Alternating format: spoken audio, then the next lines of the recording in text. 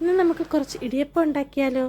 അതിനായിട്ട് ഇടിയപ്പപ്പൊടി എടുക്കുക, അതിനകത്ത് കുറച്ച് ഉപ്പ് ഇടുക, ഉപ്പിട്ടിട്ട് നന്നായിട്ട് മിക്സ് ചെയ്യുക. അതിനുശേഷം നല്ല തിളച്ച വെള്ളം, നല്ല ചൂടുള്ള വെള്ളം എടുത്തിട്ട് ഈ മാവ്, ഇടിയപ്പത്തിൻ്റെ മാവ് നമുക്ക് കുഴച്ചെടുക്കണം. കുഴയ്ക്കുമ്പോൾ പ്രത്യേകം ശ്രദ്ധിക്കണം, അത് കൂടുതൽ തിക്കാകാൻ പാടില്ല കേട്ടോ, ഒരു സോഫ്റ്റ്നെസ് വേണം.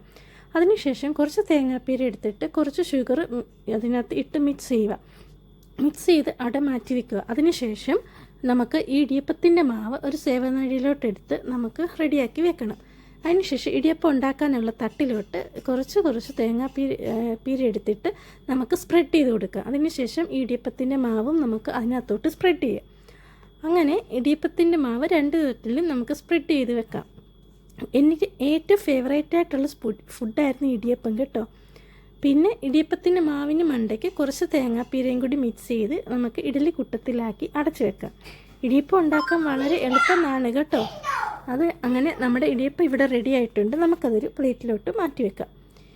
ഇനി നമുക്ക് ഇടിയപ്പത്തിനോടൊരു കറി വേണ്ടേ? അതിനായിട്ട് നമുക്കൊരു എഗ് റോസ്റ്റ് ഉണ്ടാക്കിയാലോ? അതിനുവേണ്ടി ആദ്യം ഒരു പാൻ എടുത്ത് ഗ്യാസിൽ വെക്കുക. അത് ഒന്ന് ചൂടായി വരുമ്പോൾ കുറച്ച് ഓയിൽ അതിലൊഴിച്ചു കൊടുക്കുക. അതിനുശേഷം 3 ഏലക്ക അതിലിടുക. അതിനുശേഷം നൈസായിട്ട് കട്ട് ചെയ്ത ഒണിയൻ അതിനകത്തോട്ടിട്ട് ഇടാം.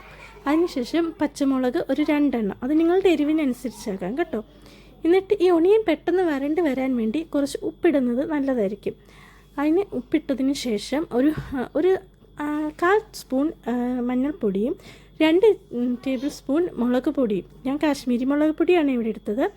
പിന്നെ അതിനുശേഷം 1 സ്പൂൺ മല്ലിപ്പൊടിയും എടുത്ത് നന്നായിട്ട് മിക്സ് ചെയ്യുക.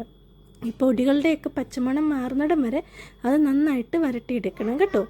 അതിനുശേഷം തക്കാളി നല്ല നൈസായിട്ട് കട്ട് ചെയ്തത് എടുത്ത് മിക്സ് ചെയ്യുക. തക്കാളി നല്ല വെന്തുടയുന്നിടം വരെ നമുക്കത് വരട്ടിയെടുക്കണം കേട്ടോ. അതിനുശേഷം നമുക്ക് നല്ല തിളച്ച ചൂടുവെള്ളം അതിനകത്തോട്ട് ഒഴിക്കുക. അങ്ങനെ വെള്ളം ചൂടായി വരുമ്പോൾ നമുക്ക് പുഴുങ്ങി വെച്ചിരുന്ന മുട്ട അതിനകത്തോട്ട് ഇടുക. ആ മുട്ട ഒന്ന് സൈഡ് കട്ട് ചെയ്തിട്ടാൽ ആ ഗ്രേവിയൊക്കെ അതിനുള്ളിൽ ചെന്ന് ടേസ്റ്റ് കൂടും കേട്ടോ. പിന്നെ മല്ലിയില, അത് ഓപ്ഷണലാണ് കേട്ടോ, നിങ്ങൾക്ക് വേണമെങ്കിൽ ഇട്ടാൽ മതി.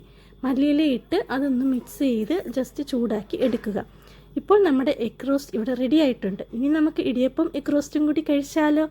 നല്ല ടേസ്റ്റി ആയിട്ടുള്ള ഇടിയപ്പം എഗ് റോസ്റ്റുമാണ്. നിങ്ങൾക്ക് ഇത് ഇഷ്ടപ്പെട്ടെങ്കിൽ ഈ വീഡിയോ ലൈക്ക് ഷെയറും ചെയ്ത് സബ്സ്ക്രൈബ് ചെയ്യണേ. Thank you.